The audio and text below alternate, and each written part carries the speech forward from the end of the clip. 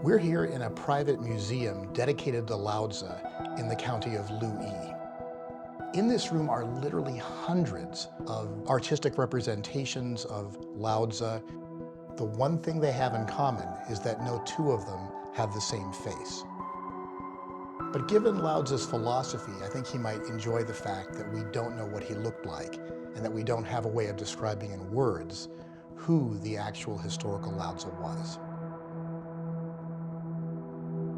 According to tradition, late in life, Laozi decided that he would leave China and head off to the West. And what happened next is a mystery. The border guard asked him to write something down before he left. That work ended up being what we know as the Tao Te Ching. It's the brief enigmatic work, only about 5,000 characters. It makes reference to no particular individuals, to no historical events. It gives us no context for its utterances, but it has fascinated and deeply influenced Chinese thinkers throughout its history.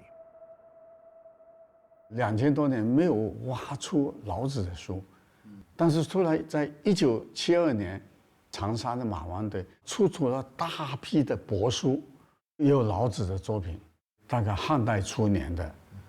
后来还有北大汉简。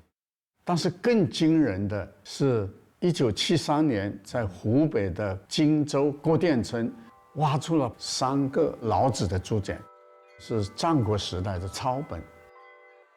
Basically, we had the same version of the Tao Te Ching for 2,000 years.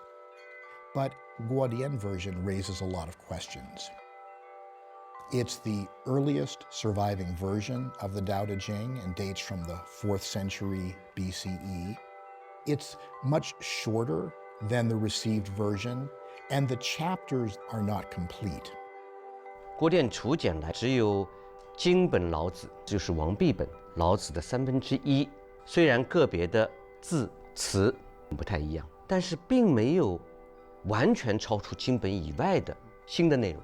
很有可能当时老子的主体已经完成了，在战国的早中期呢，已经开始流行了。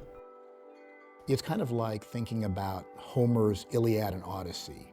At one time, we thought that there was one great blind bard who dictated both of these works. Nowadays, we tend to think that they're works that were done by committee.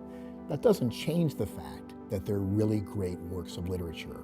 We can say the same thing about the Tao Te Ching. On this fragile piece of ancient bamboo, we have a record of the invention of the concept of Tao being used to describe a cosmological concept. The earliest meaning of Tao is a path, like the path you take through a forest. We can find versions of it in the oracle bone inscriptions where it appears to be a picture of a crossroads. But then it comes to refer to the way to do something, especially the right way to live and the right way to organize society. And this is the way that most early Chinese philosophers used the concept. But what's distinctive about Taoism is arguing that the term can also be used to refer to an entity that existed before heaven and earth and is responsible for the way things are and the way they should be in ideal circumstances. There is a thing, shapeless yet complete, born before heaven and earth. How alone, how silent, independent and unchanging, it can be considered the mother of heaven and earth. I know not its name, but I nickname it the Way.